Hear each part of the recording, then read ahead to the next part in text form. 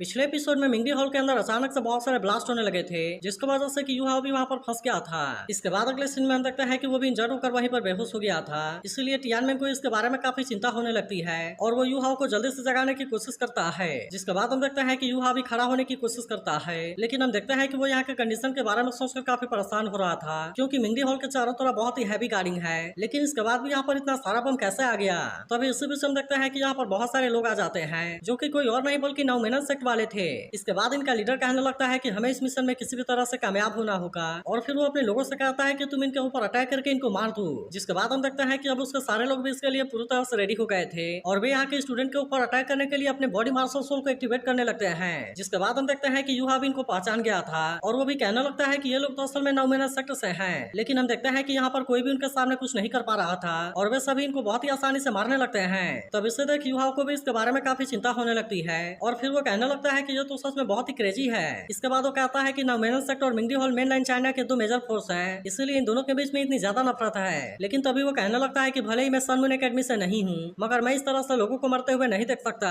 लेकिन तभी हम देखते हैं कि टियानमेन उसे केयरफुल हो जाने के लिए कहता है, क्योंकि वहाँ ऊपर से एक बहुत ही डरावनी स्मेल आ रही थी। जिसके बाद हम देखते हैं कि यूहा भी इस बात से पूरी तरह हैरान हो गया था, क्योंकि वो असल में कोई और नहीं बल्कि बुसुई होता है, और वो यहाँ पर अपने पॉइजन वाले पावर का यूज करके अटैक करने के लिए रेडी हो गया था। अब इस तरह से हम देखते हैं कि वो यहाँ पर पॉइजन की बरसात कराने लगता है, जिससे देख सभी लड़के अपनी जान बचाने के लिए वहाँ से भागने की कोशिश करते हैं। लेकिन हम देखते हैं कि अब इनमें से कोई भी इस पॉइजन के सामने कुछ भी नहीं कर पाता, और वो पॉइजन जिसके भी बॉडी पर गिर रही थी वे सभी बहुत ही बुरे तरीके से मारे जा रहे थे। लेकिन तभी इस वक्त हम देखते हैं कि जिंग होंगचन भी यहाँ पर आ गया था, और वो अपने स्टूडेंट को बचाते हुए कहता है कि यहाँ पर अटैक करने की तुम्हारी हिम्मत कैसे हो गई। तभी हम देखते हैं कि मास्टर मा और उसके लोग भी इनका सामना करने के लिए रेडी हो गए थे, और इसीलिए वो तुरंत ही अपने सोल कैनन का यूज करके इनके ऊपर अटैक करने लगते हैं। लेकिन इसके बाद भी हम देखते हैं कि नौमेनन सेक्ट वाले इतना आसानी से हार मानने वाले नहीं होते, और वो इनके अटैक से खुद को बचाते हुए इनके ऊपर अटैक करने के लिए जाने लगते हैं। वहीं उधर हम देखते हैं कि जिंग होंगचन बुसुई के ऊपर काफी गुस्सा हो गया था, और वो कहने लगता है कि तुमने मेरे मिंगडी हॉल के ऊपर अटैक करके बहुत बड़ी गलती कर दी है, और अब इसीलिए मैं तुम्हें यहाँ से इतने आसानी से नहीं जाने दूंगा। इसके बाद हम देखते हैं कि वो अपने बहुत सारे सोल कैनन का यूज करके इसके ऊपर अटैक करने के लिए रेडी हो गया था। लेकिन इसके बाद भी हम देखते हैं कि बुसुई को इसके बारे में बिल्कुल भी कोई चिंता नहीं होती, और वो भी कहने लगता है कि आज मैं भी तुम्हें सबक जरूर सिखाऊंगा। और हम देखते हैं कि वो इसके अटैक से बचते हुए इसके ऊपर अटैक करने के लिए आ गया था। लेकिन हम देखते हैं कि जिंग होंगचन भी इससे कम नहीं होता, और वो भी बड़े शानदार तरीके से बुसुई के साथ में फाइट करने लगता है। तब इसे देख बुसुई भी इसका सामना करने के लिए रेडी हो जाता है। लेकिन वहीं अब जिंग होंगचन ने भी अपने बहुत सारे सोल कैनन को एक्टिवेट कर लिया था, और अब इस तरह से वो इसका यूज करके बुसुई के ऊपर अटैक कर देता है। लेकिन इसके बाद भी हम देखते हैं कि बुसुई इतना आसानी से हार मानने वाला नहीं होता। वहीं उधर हम देखते हैं कि यूहा को इसके बारे में काफी चिंता होने लगती है, और वो कहने लगता है कि ये दोनों तो सच में बहुत ही ज्यादा पावरफुल हैं। तभी हम देखते हैं कि बुसुई ने जिंग होंगचन के अटैक से खुद को बचा लिया था, और अब वो तुरंत ही अपने पॉइजन वाले पावर का यूज करके इसके ऊपर अटैक करने के लिए आ जाता है। लेकिन हम देखते हैं कि जिंग होंगचन भी बहुत ही आसानी से खुद को बचा लेता है, और इसीलिए बुसुई अपने अटैक से उसका कुछ नहीं कर पाया होता। वहीं उधर यूहा सोचने लगता है कि बुसुई का आइडेंटिटी तो रिवील हो गया, लेकिन इसके बाद भी वो यहाँ पर अपनी हार क्यों नहीं मान रहा। लेकिन तभी हम देखते हैं कि टियानमेन को सबसे ज्यादा यूहा के बारे में चिंता होती है, इसलिए वो कहता है कि अगर तुम पॉइजन से इफेक्ट भी हो गए, लेकिन उसके बाद भी तुम अपने आइडेंटिटी के बारे में रिवील ना करना।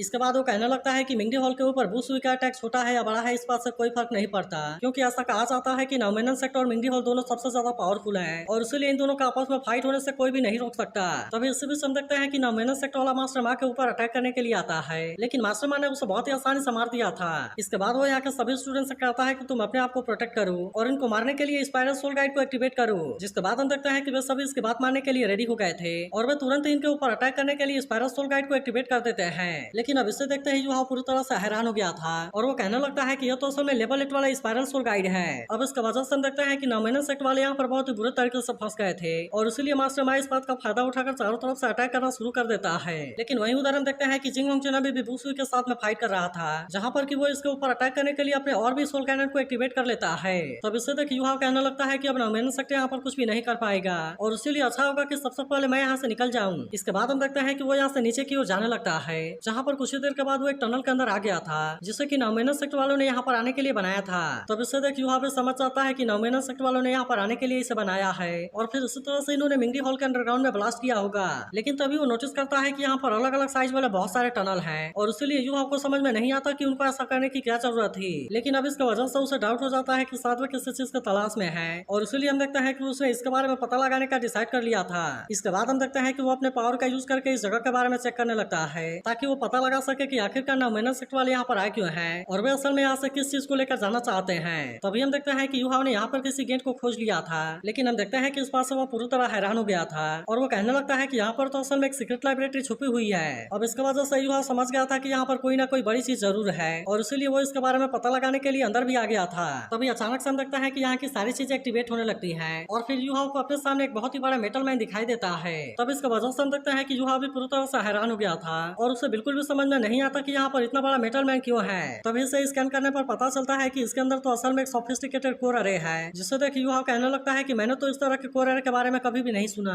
और सन मून एकेडमी ने तो इतने एडवांस टेक्नोलॉजी को यहाँ पर छुपा कर रखा है। अब इसीलिए युहा कहने लगता है कि भले ही मैं मिंगडी हॉल में स्टडी करने के लिए आ गया हूँ, लेकिन वे कभी भी मुझे इसका एक्सेस नहीं देंगे। तभी इसी भी सुन देखता है कि यहाँ पर उसे रेड कलर का कोई कवर दिखाई देता है, जिसे हटाते ही युहा पूरी तरह से हैरान हो गया था क्योंकि वहाँ मैप में स्टार वो सिटी और टियानो सिटी के ऊपर मार्क लगाया गया था और इसीलिए वो समझ जाता है कि वे दोनों सिटी मेटल मैन का टारगेट है। अब इसके वजह से हम देखते हैं कि युहा को इसके बारे में काफी चिंता होने लगती है और वो समझ जाता है कि मेटल मैन को असल में वॉर के लिए डेवलप किया जा रहा है। इसके बाद हम देखते हैं कि वो इसके बारे में सोचकर और भी ज्यादा परेशान हो गया था और वो कहने लगता है कि अगर सोल गाइड एक बार कंप्लीट हो गया तब उसके बाद या तो पूरे कॉन्टिनेंट में तबाही ला देगा। अब इसीलिए हम देखते हैं कि युहा ने इसे डिस्ट्रॉय करने का डिसाइड कर लिया था और वो तुरंत ही इसके ऊपर अटैक करने की भी कोशिश करता है, लेकिन हम देखते हैं कि इसके अटैक से मेटल मैन को कुछ भी नहीं होता और वो समझ जाता है कि इस तरह से वो इस सोल गाइड को डिस्ट्रॉय नहीं कर पाएगा। तभी इसी वक्त हम देखते हैं कि यहाँ पर उसे कोई चमकती हुई चीज नजर आती है, इसलिए युवा तुरंत इसे अपने हाथ में उठा लेता है और फिर उसे पता चलता है कि यह तो असल में स्टार सफायर है। फिर वो याद करने लगता है मिस्टर फार ने इससे बताया था कि इसके अंदर स्पेस की मिस्टीरियस पावर होती है और इसीलिए यह चीज स्टोरेज सोल गाइड को बनाने के लिए सबसे बेस्ट मटेरियल है। जिसके बाद हम देखते हैं कि युहा भी इसका यूज करने के लिए रेडी हो गया था ताकि वो मेटल मैन को इसके अंदर स्टोर कर सके,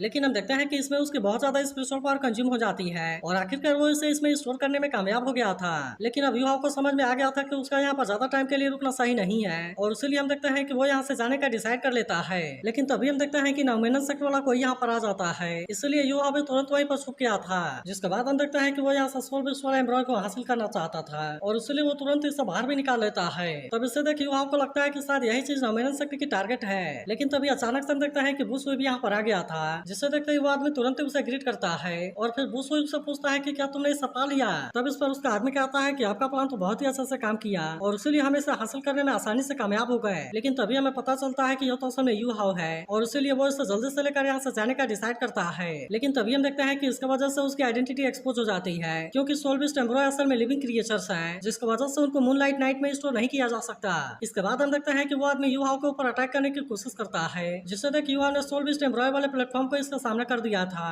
और अब इसीलिए इसके टूटने की वजह से इसमें से सोल बाहर आ जाती है। तभी हम देखते हैं कि बिंग इसकी आवाज को सुनकर हैरान हो जाती है, जिस पर यू हाउ उससे पूछता है कि क्या तुम इस आवाज को पहचानती हो। जिसके बाद हम देखते हैं कि बिंग को इसके बारे में पता था, लेकिन वो यू हाउ से कहती है कि तुम्हें जल्दी से उसे कैच करना होगा क्योंकि उसने अपने बॉडी को खो दिया है और इसीलिए उसकी सोल भी बहुत ही जल्दी यहाँ से गायब हो जाएगी। जिसके बाद हम देखते हैं कि यू हाउ भी उसे पकड़ने के लिए लेबोरेटरी से बाहर आता है, लेकिन यहाँ पर इसे पता चलता है कि जिंग होंगचुन और वू सुई ने एक साथ में मिलकर इसके ऊपर अटैक कर दिया है और यू हाउ इसके आइस पावर को देख कहता है कि क्या ये आइस एम्प्रेस है। तभी बिंग कहने लगती है कि असल में स्नो गर्ल है जो कि टॉप 10 फेरोसियस बीस्ट में तीसरे नंबर पर आती है, लेकिन वो सोल बीस्ट में ट्रांसफॉर्मेशन के समय बहुत ही क्रिटिकल कंडीशन में थी, इसलिए उसने प्लेटफॉर्म के डिस्ट्रॉय होने के बाद सोल बीस्ट फॉर्म में आने के लिए कोशिश किया, लेकिन बॉडी के डिस्ट्रॉय हो जाने की वजह से वो यहाँ पर ज्यादा टाइम के लिए कुछ नहीं कर पाएगी। तभी वो कहने लगती है कि स्नो गर्ल ने मेरी जान बचाई थी और इसलिए मैं भी आज उसे जरूर बचाऊंगी। वहीं उधर हम देखते हैं कि जिंग होंगचुन और वू सुई एक साथ में मिलकर स्नो गर्ल के ऊपर अटैक कर रहे थे, लेकिन इसके बाद भी हम देखते हैं कि स्नो गर्ल इतना आसानी से हार मारने वाली नहीं होती और वो भी तुरंत अपने पावर का यूज करके इनका अटैक को रोकने लगती है। इसके अलावा हम देखते हैं कि वो इनके ऊपर काफी गुस्सा हो गई थी और वो कहने लगती है कि हमें हंट करने के लिए इंसानों को बहुत बड़ी कीमत चुकानी पड़ेगी। इसके बाद हम देखते हैं कि इसका आइस पावर को देख सभी पूरी तरह से हैरान हो गए थे,